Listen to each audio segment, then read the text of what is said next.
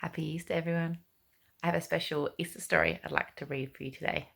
It is called The Garden, the Curtain, and the Cross. And we really like this story, so I thought you might like it too.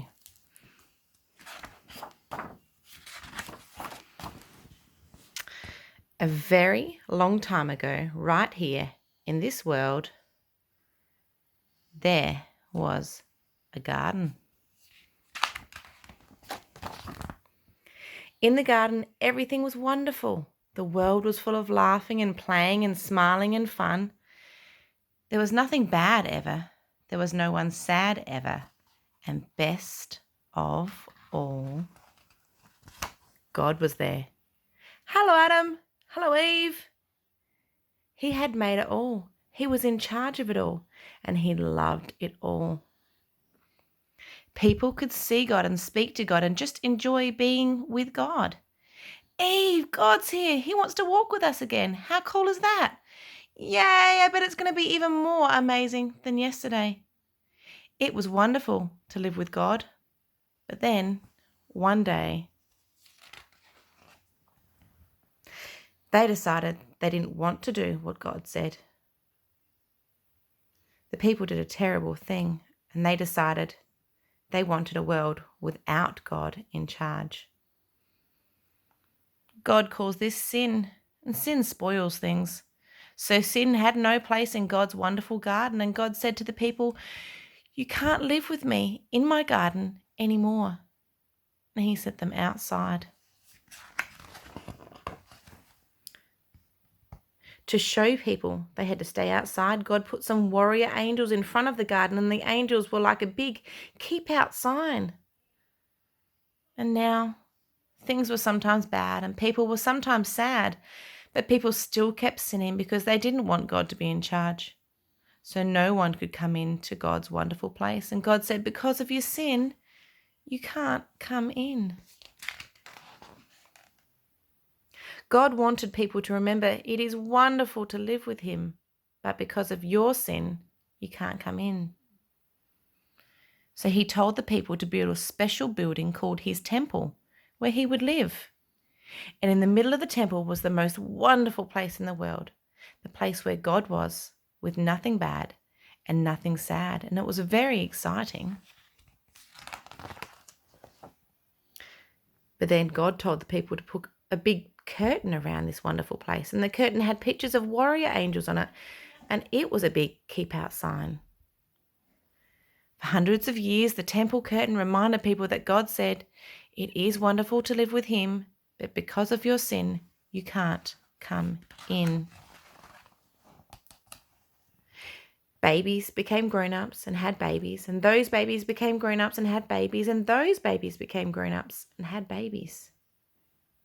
Hundreds of summers and winters passed by, and the keep-out curtain stayed in the temple. Then one day, God's Son came to live in this world as a person. He was called Jesus. Jesus always did what God said and never sinned. And Jesus visited the temple where the keep-out curtain hung. Jesus knew that things were sometimes bad and sometimes sad. And Jesus said that God had sent him to open the way back to God's wonderful place where there would be nothing bad and no one sad. But people still didn't want to let God be in charge. So they decided to put Jesus on a cross to die. And it was the most bad thing that had ever happened. And it was the most sad day of all time. But Jesus had a plan. He had always planned to die on the cross. What a strange plan. Why would God's Son plan to die? On the cross, Jesus took our sin, all the bad things we do, and all the sad things they cause. Jesus took them all from us.